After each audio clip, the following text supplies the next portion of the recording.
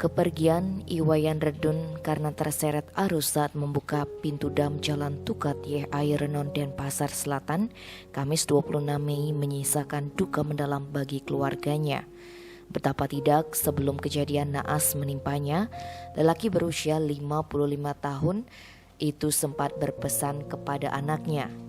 Istri Redun, Niketut Sumarni, saat ditemui di rumah duka Jalan Tukat Balian, Gang 90 nomor 2 Renon, mengatakan sebelum kejadian Redun sempat mandi di pantai dan bercanda dengan sang cucu. Kemudian almarhum juga sempat nongkrong bersama teman-temannya di warung. Ketika pulang itulah anaknya bernama Ketut Gede Mertea alias Tut D meminta tolong untuk membukakan pintu dam.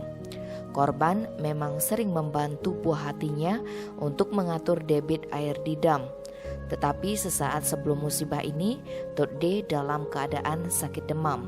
Sehingga ketika air sungai meluap, hujan mengguyur kota Denpasar, dia meminta tolong ayahnya untuk membuka pintu. Permintaan tersebut diiyakan oleh korban, namun sebelum menuju ke tempat kejadian perkara, Redun sempat berpamitan.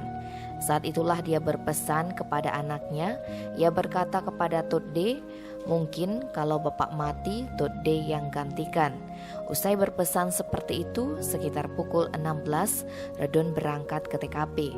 Saat itulah satu tali pembuka pintu putus dan jatuh ke sungai. Korban lantas turun ke sungai untuk mengambil dan menyambung tali tersebut.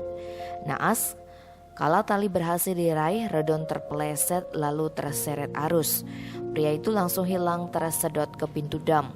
Setelah dilakukan pencarian oleh warga dan petugas, pukul 19 korban ditemukan di aliran sungai sebelah TPS Mertesari, Sidekarye dalam keadaan tak bernyawa. Tim Bali Express melaporkan.